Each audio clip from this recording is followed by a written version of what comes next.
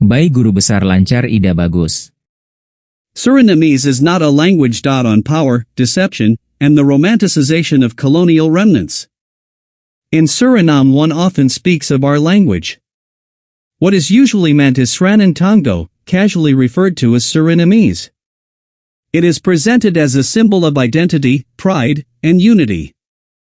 Yet anyone who refuses self-deception and dares to look history squarely in the eye can arrive at only one conclusion: Surinamese is not a language. It is a historical emergency product, born of oppression rather than cultural autonomy. A language arises from freedom. Surinamese arose from coercion. A true language grows organically out of a people, a territory, a shared history, and a free transmission from generation to generation. Sranan Tongo meets none of these conditions. It is not a mother tongue that evolved over centuries within a single ethnic or cultural community. It is a contact and survival idiom, born on the plantation, not within a culture. During slavery, enslaved Africans from different regions were deliberately mixed together, not by chance, but by strategy. Their languages, rich, complex, philosophically deep, were dangerous to the colonizer. Those who understand one another can organize. And so those languages were forbidden, punished, and systematically destroyed. Language is power. Break the language, and you break the community. What was permitted was emergency communication, a fractured blend of English, Dutch, Portuguese, and residual African sounds. Simplified, hollowed out, stripped of depth, just complex enough to understand commands, just impoverished enough to carry no power. That is how Sranan Tongo came into being, not as an expression of identity, but as an instrument of control. That Surinamese exists is no miracle. That African languages disappeared is no accident. Yet today this construct is sold as cultural heritage, as something to be proud of. And that is the problem. Proud of what, exactly? Of the successful eradication of original languages? Of a linguistic system shaped by violence, dehumanization, and systematic humiliation. Pride without historical consciousness is not emancipation. It is self-deception. Let this be clear, this is not a call for shame about using Sranan Tongo. Its value lies not in its origin, but in what people later made of it despite everything. It became a means of mutual recognition, of humor, of mockery, of silent resistance. That speaks of resilience. But resilience does not turn a colonial residue into an indigenous language. Suriname has no original national language, not because its people are deficient, but because they were linguistically robbed. Indigenous languages were marginalized. African languages were systematically erased. What remains are colonial tools and later learned systems. The danger arises when this reality is romanticized. When a survival form is elevated to the status of cultural foundation, then the past is not processed but rewritten. And whoever rewrites the past remains governed by it, even centuries later. To say today, Surinamese is our language, is not cultural emancipation but historical denial. It is easier to declare a scar an identity than to admit how deep the wound truly runs. Being proud of Surinamese as an own language is like being proud of the chains because one learned to walk while wearing them. This is not an attack on the people. It is an attack on the narrative that keeps the people small. True emancipation does not begin with folklore, slogans, or linguistic romanticism. It begins with the courage to say, "We are not poor in culture. We were stripped of our origins." Surinamese is not a language. It is a memory. A scar. And scars are not to be celebrated. They must be recognized, named, and understood so that healing can finally begin. Concentration, fear, and clarity. What struck me in Suriname when I was younger, and what I long dared not articulate, was this: concentration of thought, discipline, and self-reflection seemed to accumulate within our non-religious fellowship, while fragmentation prevailed outside it. Not stupidity, necessarily, but disarray, much noise, little direction, many opinions, little study, much emotion, little analysis. This is no coincidence, nor a moral judgment of individuals. It is a sociological pattern. The fellowship attracts people willing to submit themselves to rules, to study, to self-restraint, people who understand that freedom does not begin with shouting, but with mastery, that thinking is not an instinct, but a skill that must be trained. Outside such structures, the opposite often flourishes, impulsiveness celebrated as authenticity, ignorance as personal opinion, loudness as strength. Criticism is felt as an attack. Knowledge as elitist. Silence as weakness. In such an environment, thinkers do not thrive, reactions do. This also explains why superficial symbols, linguistic romanticism, identity slogans, folklore without substance, are so eagerly embraced outside the fellowship. They require no study, no discipline, no confrontation with painful truths. They offer the feeling of identity without the burden of self-examination. Within the Vishnu fellowship, by contrast, there is no immediate cheering. Things are weighed, questioned, read, contradicted. That makes the space uncomfortable, but fertile, because thinking is, by definition, uncomfortable. The outside world often interprets this as aloofness or arrogance. In truth, it is something else entirely, a refusal to participate in intellectual licentiousness. The problem arises when these two worlds cease to understand one another, when discipline is dismissed as coldness, and chaos as vitality.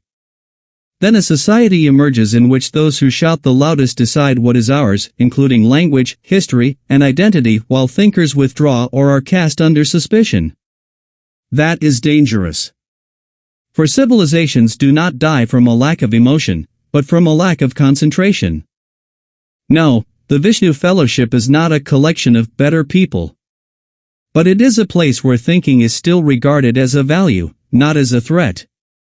And yes, outside it there are no monsters, but there are many who were never taught to order their impulses, to test their convictions, or to face their own history. Naming that difference is not arrogance. It is clarity. A childhood of clarity. I grew up in a world where silence was not emptiness, but clarity.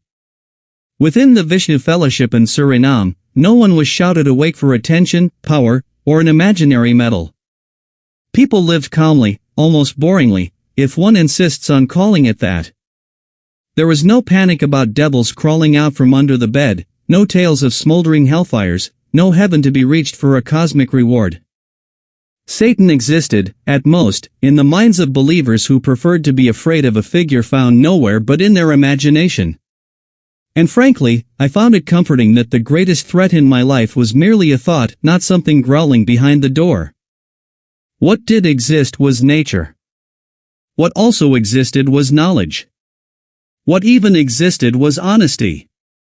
And all of this without anyone burdening you with impossible miracle stories, melting seas, or talking sticks. Here I learned that the world is not filled with spirits and hellfires, but with quiet force, logic, and the beauty of what is real. The fellowship was a place where you dared to think, dared to ask, and above all dared to laugh at the frightening fairy tales from outside. That was my universal point of departure. At home there were no taboos. No forbidden thoughts. No spirits hovering above your bed at night because you forgot to pray. No priests deciding what you must think. I grew up with the idea that a human being must think for himself and that nature is the only true teacher. Outside that world, however, another reality awaited, a world not founded on truth, but on fear. The Catholic school I attended appeared, at first glance, to be an ordinary place, a school for children, a place to learn. But once you passed through the gate, it felt as though you entered another dimension, one in which people believed everything that was impossible and doubted everything that truly existed. The children were more afraid than they themselves realized. They believed in spirits rising from the ground at night, in devils stealing souls, in figures invented by parents to enforce obedience. They were more devout than the Pope himself, and that devotion made them blind. Because I thought differently, they tried to control me, to mold my way of thinking, to break my curiosity, to silence me with stories. But they did not understand who I was. You can only control someone who is afraid. And I was not afraid. The more they embellished their fairy tales and Bakra stories, the clearer my insight became. The contrast between the peace of the fellowship and the fear of the school grew sharper by the day.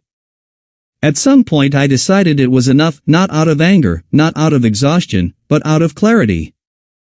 I realized I could not allow my thoughts to be polluted by the nonsense they presented as truth. And so, I withdrew. In the library of the Vishnu Fellowship I found my first real freedom, books on the cosmos, nature, science. No heaven above the clouds, but a universe of infinite scale. No earth with four corners resting on pillars no one had ever seen, but a planet that spins and lives. No waters parting because a prophet lifts his staff, but natural laws that work because they are true. There, among the books, I came to know myself. And there my journey began, not toward belief, but toward truth, not toward obedience, but toward insight, not toward a heaven outside myself, but toward clarity within. For truth is not a promise descending from above, but a light ignited from within. Insight is not a submissive kneel, but the awakening of consciousness. Clarity arises when human beings align their steps with nature, the only guide that never lies and never demands from its children what contradicts life itself. Holy fear. Religion hung over everyone like a heavy curtain. Children whispered about spirits, Bakru, and Yurka that would call their names at night, about devils disguising themselves as dogs, bats, or shadows, about souls being taken. It was as though everyone were acting in a horror film that never ended.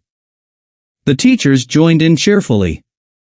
They told stories in which logic collapsed on the spot, that Jesus walked on water as if it were concrete, that Moses split the Red Sea as if it were a door on hinges, that a heaven with golden streets awaited somewhere above the clouds, that the earth was flat, with four corners, resting on pillars no one had ever seen.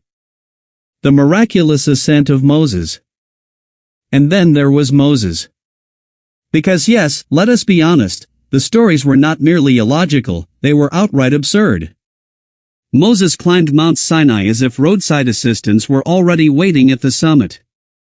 No ropes, no hooks, no harness, nothing. He ascended as though the mountain had been neatly paved, complete with curbs and rest benches for aging prophets. No sweat, no panting, no if only I'd worn better sandals. No, Moses walked upward as though on a leisurely Sunday stroll through a biblical recreation park. As if there were signposts reading, Summit, 40 days walk, keep right. And up there, at that impossible height, he was not gasping for air but negotiating over stone tablets. As though it were the most natural thing in the world, pop up the mountain, collect some laws, and stroll back down, no sore muscles, no blisters, no physiotherapist required. And no one ever asked, where is the proof? Except me. Because I asked questions, I became a threat, not physically, not rebelliously, but dangerous to their convictions. They tried to mold me, to instill fear, to cram my thoughts into their narrow frames. But fear does not work on someone who has learned to look at nature. Nature does not lie. Nature does not punish. Nature manipulates no one.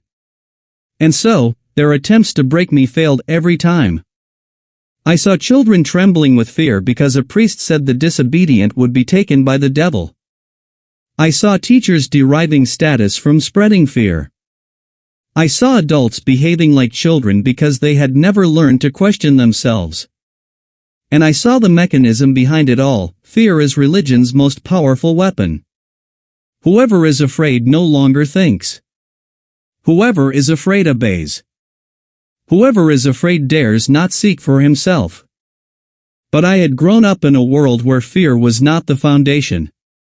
I had learned early on that truth does not depend on who speaks it. Truth stands on its own. Surinaams, I am your friend and a friend tells you the truth.